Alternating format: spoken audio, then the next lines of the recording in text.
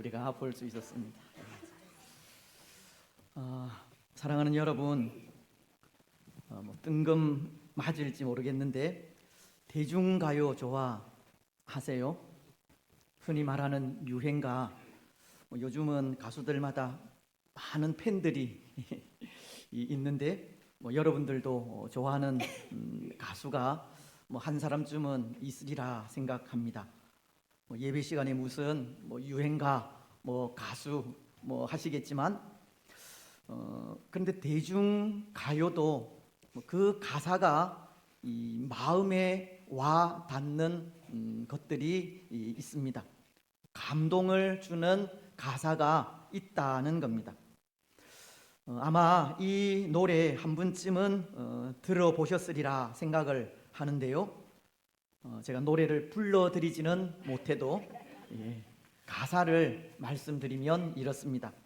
이 사랑을 위하여라는 제목의 노래로 그 처음 부분은 좀 생략하고 이 중간부터의 가사가 이렇습니다. 하루를 살아도 행복할 수 있다면 나는 그 길을 택하고 싶다. 세상이 우리를 힘들게 하여도 우리들은 변하지 않아. 너를 사랑하기에 저 하늘 끝에 마지막 남은 진실 하나로 오래 두어도 진정 변하지 않는 사랑으로 남게 해 주오. 아마 노래를 부르면 더 감동적일 텐데 근데 가사가 참 좋지 않습니까? 때로 저는 이 가사 중에 특히 이 부분이 마음에 듭니다. 세상이 우리를 힘들게 하여도 우리들은 변하지 않아. 세상에 그 어떤 고난과 고통과 어려움이 몰려온다 할지라도 결코 사랑은 변하지 않을 것이라고 하는 그 순수하고 순전한 고백이 마음에 든다는 겁니다. 근데 여러분, 제가 이 노래를 듣고 이 마음에 들어한 이유가 있습니다. 혹 짐작을 하실지 몰라도 그것은 오늘 하나님 앞에서 살아가는 우리의 믿음도 결코 변하지 말아야 한다는 것 때문입니다. 세상이 우리를 힘들게 하여도 우리들은 변하지 않는다라고 노래하듯이 오늘 이 세상도 우리가 사는 믿음의 삶을 참 힘들게 하지만 그럼에도 구주이신 예수님을 향한 사랑은 변함 없어야 한다는 것 때문입니다. 우리는 변하지 않는 하나님의 사람이 되어야 하는 겁니다. 근데 여러분, 오늘 우리는 그런 것 같습니다. 세상이 주는 고난과 아픔을 힘들어 할 때가 많은 것 같습니다.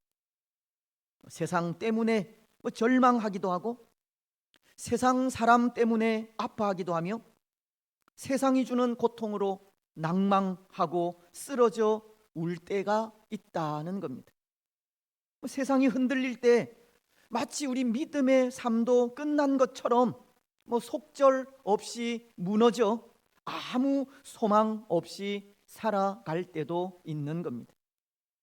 하지만 이 세상이 주는 두려움은 아무것도 아닙니다. 세상이 주는 고통은 하나님이 주시는 고통에 비하면 아무것도 아니라는 겁니다.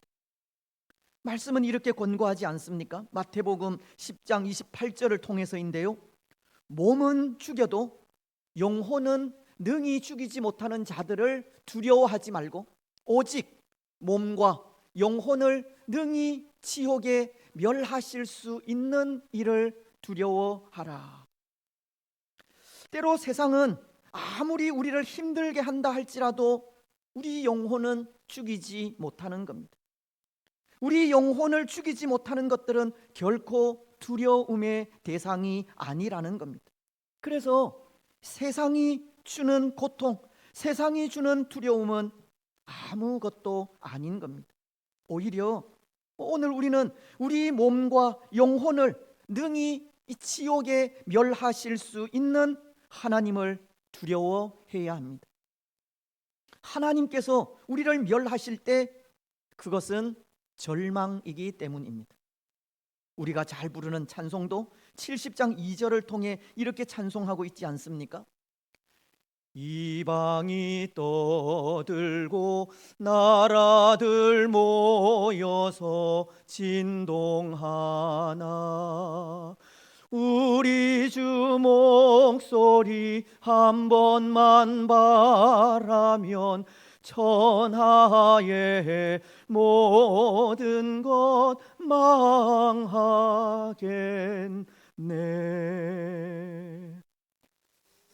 여러분, 하나님께서 내시는 분노가 얼마나 무서운지 그 노를 한 번만 바라도 세상의 그 누구도 그 어떤 것도 소망을 가지지 못할 만큼 고통스럽고 두려운 것을 말씀하고 있는 겁니다. 사랑하는 여러분, 오늘 우리는 어떻습니까? 혹 오늘 우리도 세상 때문에 아무 소망 없다는 생각을 하고 있지는 않습니까? 오늘 이 시대의 상황이 우리를 참 힘들게 한다는 생각을 하고 있지 않습니까? 우리 사는 삶의 형편이 우리를 참 고통스럽게 한다 생각하지 않습니까? 그런데 세상이 우리를 힘들게 하는 것이 아닙니다. 환경이 우리로 절망하게 하는 것도 아닙니다. 오늘 우리가 하나님의 도우시는 손길을 느끼지 못할 때 그것이 우리를 힘들게 하는 겁니다. 마치 우리 삶 속에 하나님의 진노가 임한 것 같이 하나님의 임재를 느끼지 못할 때 그것만큼 우리를 절망하게 하는 것은 없다는 겁니다. 여러분, 오늘 우리가 읽은 본문도 보십시오. 오늘 본문 속에 이스라엘도 그런 경우입니다. 23절은 이렇게 말씀하지 않습니까?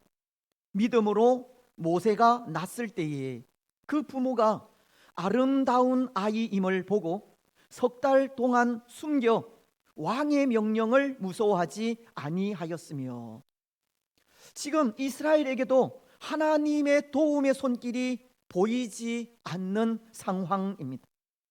이들에게도 마치 하나님의 진노가 임한 것 같이 하나님의 임재를 도무지 느낄 수 없는 그런 상황이라는 겁니다. 지금 이스라엘은 절망적인 상황 가운데 있다 하는 건데요. 그런데 여러분, 이스라엘이 이렇게 절망적인 상황 가운데 있는 이유는 두 가지 이유입니다. 먼저 그 하나는 이 환경 때문입니다. 그 환경은 오랜 세월 동안 애굽의 노예로 있다는 겁니다. 이스라엘은 요셉 이후 애굽의 노예로서 끊임없는 노동과 억압과 착취를 당하고 있고, 노예라는 신분으로 인권이 유린되어 삶의 만족을 누리지 못하는 그런 환경에 처해 있는 겁니다. 모르겠습니다. 그래도 이런 고통이 1, 2년의 세월이라면 좀 참고 견딜 수 있을지 모르겠지만 이스라엘의 이런 고역은 1, 2년의 세월이 아니지 않습니까? 출애굽기서 1장 8절을 보면 요셉을 알지 못하는 새 왕이 일어나 애굽을 다스리더니라고 하면서 그 이후의 말씀은 그때부터 이스라엘을 향한 애굽의 정책이 이 식민 정책으로 바뀐 것을 가르치고 있듯이 애굽의 총리이던 요셉을 알지 못하는 새 왕이 일어나 애굽을 다스리던 그 시대부터 이스라엘은 심한 고역을 당하게 된 것입니다. 그래서 아마도 이스라엘이 당한 이런 이 고역은 좋기 300년 이상은 된 듯 보입니다. 이스라엘은 무려 300년 이상이나 절망적인 환경 속에 있었다는 겁니다. 근데 여러분, 사실 이 일은 창세기 15장에서 하나님과 아브라함 사이에 맺은 약속에 의해서이지 않습니까? 창세기서 15장 13절은 이렇게 말씀하기 때문입니다. 여호와께서 아브라함에게 이르시되 너는 반드시 알라. 내 자손이 이방에서 객이 되어 그들을 섬기겠고 그들은 400년 동안 내 자손을 괴롭히리니. 오늘 이스라엘의 이런 고역은 하나님과 이스라엘의 선조인 아브라함과 맺은 언약 때문이었다는 겁니다. 하나님과의 약속에 의한 것 때문이었습니다. 하지만 그래도 너무하다는 생각이 들기도 합니다. 비록 이스라엘의 고역이 400년간 이방의 객이 되리라는 하나님의 약속 때문이기는 하지만 이스라엘에게 이 일은 너무나도 고통스러운 환경이기 때문입니다. 도무지 하나님의 도우시는 손길을 느낄 수 없는 절망적인 상황이기 때문입니다. 오늘 이스라엘은 그들이 처한 환경으로 인해서 절망할 수밖에 없었다는 겁니다. 또 하나, 오늘 이스라엘의 상황이 절망적이라는 것이 이들에게는 아무 소망이 없다는 것 때문입니다.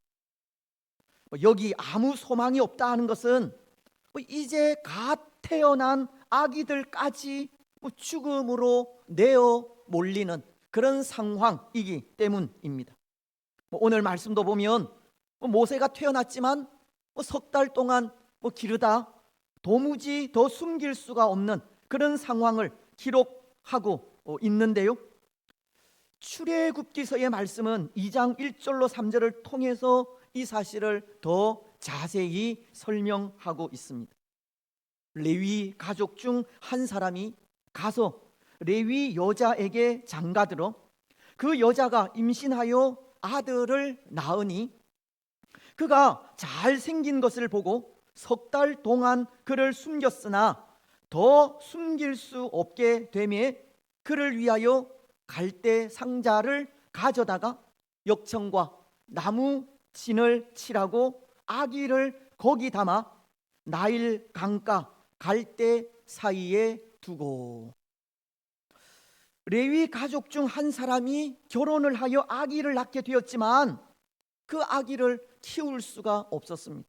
왜냐하면 출애굽기서 1장 22절을 통해 이스라엘 민족이 강해지는 것을 두려워한 그 바로가 아들이 태어나면 나일 강에 던져 죽이라는 명령을 했기 때문입니다. 말씀은 이렇게 기록하지 않습니까? 그러므로 바로가 그의 모든 백성에게 명령하여 이르되 아들이 태어나거든 너희는 그를 나일 강에 던지고 딸이거든 살려두라 하였더라. 그래서 레위 가족 중 한 사람이 결혼을 하여 아들을 낳았지만 석 달을 숨겨 키운 이후 더 숨길 수가 없어서 나일 강가에 버리고 만 것입니다. 지금 이스라엘은 어린 아기까지 죽음으로 내어 몰리는 그런 상황이라는 겁니다. 여러분, 여기에 소망이라는 것 발견할 수 있겠습니까? 그래도 이런 절망적인 상황 속에 아기가 태어난다는 것은 분명 소망인데요. 그 소망마저 사라져 버린 현실이 지금 이스라엘의 상황입니다. 그렇지 않습니까? 사사기서 13장을 보면 블레셋이 이스라엘을 무려 40년 동안 억압하던 때가 있었습니다.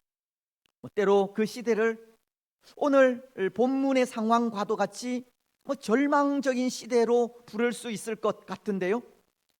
그 절망적인 시대에 아기를 낳지 못해 더 깊은 절망 속에 있던 한 여인이 있었습니다. 근데 하루는 그녀에게 하나님의 사자가 찾아와 아들을 낳게 될 것을 예언하십니다. 그리고는 그 아들이 이스라엘을 블레셋으로부터 구원할 구원자가 될 것이라고 하면서 몇 가지 금해야 할 사항을 말씀하십니다. 머리에 삭도를 대지 말라는 것과 부정한 것은 만지지도 먹지도 말라는 것이며 독주도 피하라는 겁니다. 여러분, 이 아기가 누구인지 아시겠습니까? 삼손입니다. 하나님의 사자는 아기를 낳지 못해 소망 없이 살아가는 삼손의 어머니에게 찾아와 아들이 태어날 것을 예언하신 겁니다. 그것도 블레셋으로부터 이스라엘을 구원할 구원자로 아들이 태어날 것이라고 합니다. 여러분, 때로 이 예언이 아기를 낳지 못하는 여인에게 얼마나 큰 소망이 되겠습니까? 한 아들의 탄생의 소식은 절망 가운데 있는 한 여인에게 크나큰 소망이었다는 겁니다. 더군다나 그 시대 블레셋으로부터 40년 동안 고통당하고 있던 그 이스라엘이라고 하는 그 절망적인 나라에도 블레셋으로부터 이스라엘을 구원할 구원자가 태어날 것이라고 하는 그 예언이 얼마나 큰 소망이 되었겠습니까? 그런데 오늘 이스라엘은 그렇게 소망일 수 있는 한 아들을 강가에 버렸으니 대체 어디에서 소망을 발견할 수 있겠습니까? 이스라엘은 아무 소망을 발견할 수 없는 절망적인 상황 속에 있다는 겁니다. 정말 하나님의 도우심마저 떠난 듯이 보이는 절망 가운데 있는 겁니다. 그런데 여러분, 어떤 의미에서 오늘 우리가 사는 이 시대도 그런 것 같습니다. 오늘 우리의 상황도 절망적이라는 겁니다. 오늘 이스라엘이 애굽의 노예로서 오랜 세월 동안 심한 고역에 시달리는 절망에 있었다면, 오늘 우리는 사단이 지배하는 세상 가운데 있기 때문에 지금 우리의 상황도 절망적이라 할 수가 있는 겁니다. 지금 이 세상은 사단이 지배하는 세상이기 때문입니다. 에베소서는 6장 12절을 통해 이렇게 말씀하십니다. 우리의 씨름은 혈과 육을 상대하는 것이 아니요 통치자들과 권세들과 이 어둠의 세상 주관자들과 하늘에 있는 악의 영들을 상대함이라. 말씀은 우리의 씨름은, 우리가 싸워야 하는 영적인 싸움은 통치자들과 권세들과 이 어둠의 세상 주관자들과 하늘에 있는 악의 영들을 상대함이라고 하면서, 지금 이 세상을 지배하고 있는 것은 사탄의 세력으로 어둠의 주관자들임을 가르치고, 그 세력과 오늘 우리가 싸워야 한다고 합니다. 물론 그 싸움의 최후 승리는 요한복음 16장 33절 말씀처럼 세상에서는 너희가 환난을 당하나 담대하라, 내가 세상을 이기었노라, 승리하신 예수님께 있고 또 예수님을 믿는 우리에게 있지만, 지금 우리는 사탄이 지배하는 세상 속에서 살아가고 있고, 사탄이 지배하는 세상에서 사탄의 온갖 유혹과 핍박 속에서 살아가는 우리의 상황이 절망적이라는 겁니다. 때로 그 싸움에서 우리는 번번이 패배하고 있지 않습니까? 지금도 사탄은 우는 사자와도 같이 우리를 공격하고 있습니다. 그 싸움에서 한순간도 벗어날 수 없기에 우리의 상황도 절망적이라는 겁니다. 어디 그것뿐입니까? 오늘 이스라엘이 소망일 수 있는 한 아들을 나일강에 버려 그 작은 소망마저 잃어버린 상황이라면, 오늘 우리도 그렇습니다. 한 아들의 부재로 인한 절망 가운데 있다는 겁니다. 여기 한 아들의 부재라는 것은 오늘 우리가 하나님의 아들이신 예수님을 잃어가고 있다는 것을 말하는 것인데요, 하나님의 아들이신 예수님을 잃어가고 있다는 것이 절망 중에 절망입니다. 그렇습니다. 오늘 우리에게서 소망이신 예수님이 사라져 갑니다. 오늘 우리에게 더 이상 예수님이 소망이 아닙니다. 사람들은 이제 우리 가운데 더 이상 하나님이 역사하지 않는다고 하면서 하나님을 떠나고 있습니다. 하나님의 도우시는 손길이 이제 더 이상 나타나지 않는다고 하면서 하나님을 믿지 않으려고 합니다. 하나님은 이제 더 이상 우리의 기도에 응답하지 않는다고 하면서 기도하지 않으려고 하고 기도의 자리로 찾아 나오지 않습니다. 오늘 이 시대 사람들은 예수님을 떠나고 있다는 겁니다. 하나님의 아들이신 예수님을 버리고 있는 겁니다. 오늘 이 시대가 그런 시대입니다. 소망이신 예수님을 떠나고 소망이신 예수님을 버리는 시대입니다. 그래서 이 시대가 절망적인 시대라는 겁니다. 절망 중에 절망적인 시대인 것입니다. 그럼에도 우리의 소망은 예수 그리스도이시지만 소망이신 예수님을 떠나고 있기 때문에 그 상황이 절망적인 상황이라 하지 않을 수 없습니다. 하지만 여러분, 오늘 우리의 상황은 그렇게 절망적일지는 몰라도 그럼에도 소망은 있습니다. 절망 속에서도 소망을 누릴 수 있다는 것인데요, 우리의 참 구주이신 예수 그리스도로 인해서입니다. 구원하시는 하나님의 섭리로 인해서이고 지금도 역사하시는 하나님의 손길로 인해서입니다. 오늘 본문도 그렇지 않습니까? 구원하시는 하나님의 역사의 손길을 느낄 수 있다는 건데요, 갈대 상자에 담아 나일강에 버린 한 아기가 구원받는 장면을 통해서입니다. 24절은 이렇게 말씀하고 있습니다. 믿음으로 모세는 장성하여 바로의 공주의 아들이라 칭함을 받기를 거절하고, 사실 레위 족속에 속한 한 가족이 아들을 낳고 석 달을 숨겨 두었던 것은 아들에 대한 소망으로 인해서이지 않습니까? 하지만 이제 더 이상 숨겨둘 수가 없게 되었을 때 부모는 이 아기를 갈대 상자에 담아 나일 강에 버리게 되고, 그때 마침 이 나일 강에 목욕을 하러 나온 바로의 딸, 즉 애굽의 공주가 상자 속에 담긴 아기를 발견하게 됩니다. 그리고는 그 아기가 히브리 사람의 아기임을 알지만 그를 양자로 삼게 되고 불쌍히 여겨서 유모까지 구하게 됩니다. 그래서 그 아기는 이 모든 일들을 지켜보던 누나를 통해 그의 어머니의 품으로 돌아가 양육을 받은 이후 공주의 아들이 되어 모세라는 이름으로 애굽의 궁전에서 자라게 되는 겁니다.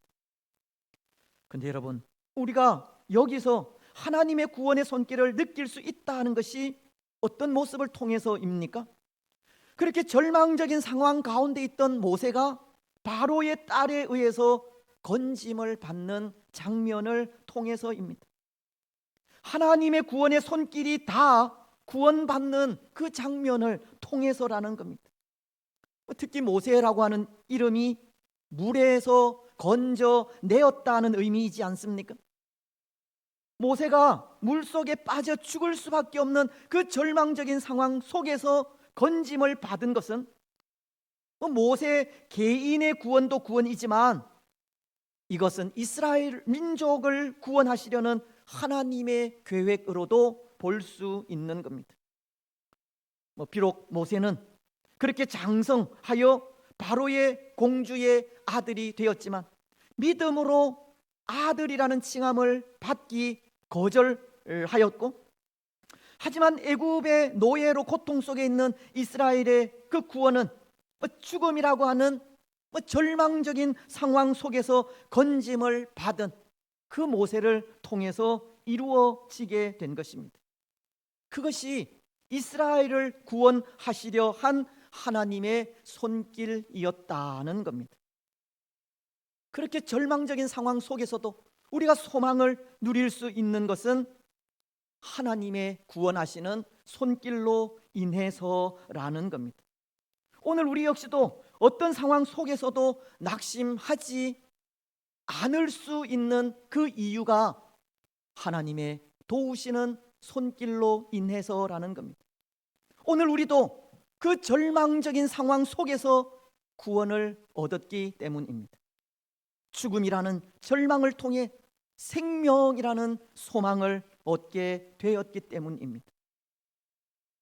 우리 예수님을 통해서인데요, 예수님을 십자가에 매어단 사탄의 입장에서는 예수님의 그 죽음이 승리이고 우리에게는 말로 다 할 수 없는 절망이기는 하지만 예수님이 죽음에서 부활하심으로 그 절망적인 상황을 소망으로 바꾸시는 겁니다. 예수님의 부활이 죽음이라는 절망적인 상황 속에서 우리가 누릴 수 있는 소망이고 어떤 상황 속에서도 낙심하지 않을 수 있는 이유가 된 것입니다. 하나님의 구원의 역사는 그렇게 절망 속에서 이루어지기에 오늘 우리는 어떤 경우 속에서도 소망을 잃지 않게 되는 겁니다. 여러분, 오늘 우리는 어떤 상황 속에서도 절망하지 마시기 바랍니다.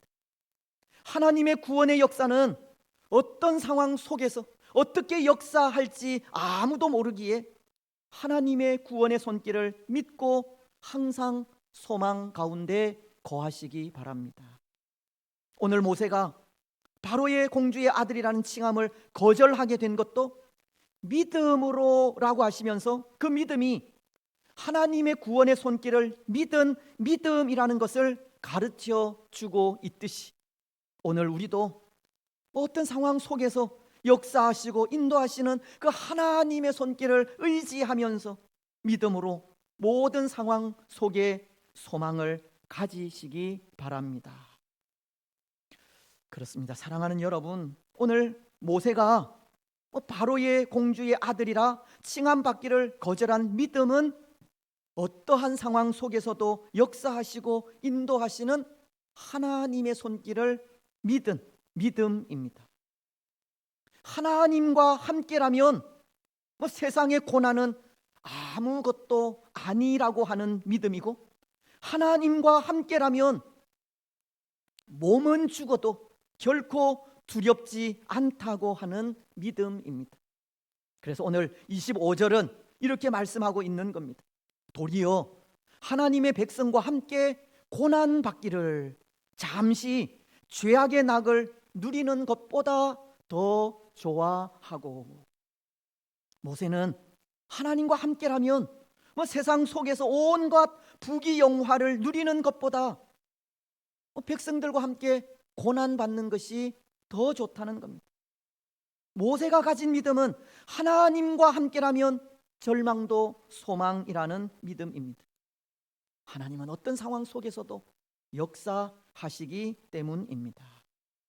오늘 우리 역시도 어떤 상황 속에서도 역사하시는 하나님을 믿으시기 바랍니다. 하나님과 함께라면 절망도 소망이라는 믿음을 가지시기 바랍니다. 그래서 어떤 상황 속에서도 역사하시고 인도하시는 하나님의 손길을 의지하면서 항상 소망 가운데 거하시기 바랍니다. 이제 말씀을 맺겠습니다. 사랑하는 여러분, 오늘 모세는 절망도 소망이라는 믿음을 가진 사람입니다. 하나님과 함께라면 세상 속에서 온갖 부귀영화를 누리는 것보다 오히려 고난받는 것이 더 좋다는 믿음을 가진 사람입니다. 몸은 죽여도 영혼을 능히 죽이지 못하는 자들을 두려워하지 않는 믿음을 가진 사람입니다. 그래서 그 믿음이 그를 절망에서 소망으로 바꾸게 된 것입니다. 오늘 우리도 절망을 소망으로 바꾸는 성도들이 되시기를 바랍니다. 하나님과 함께라면 그 어떤 고통도 두렵지 않다는 믿음을 가지시고, 하나님과 함께라면 아무리 우리 사는 삶이 힘겹고 어렵다 할지라도 낙심하지 않는 믿음을 가지시기 바랍니다. 그 어떠한 상황 속에서도 하나님의 역사하심과 인도하심을 믿는 믿음의 사람들이 되시기 바랍니다. 그래서 그 삶을 통해 세상이 아무리 우리를 힘들게 한다 할지라도 변함없이 하나님만을 섬기며 나아가시고 우리와 함께 하셔서 역사하시는 하나님으로 인해서 절망을 소망으로 바꾸는 복된 성도들이 되시기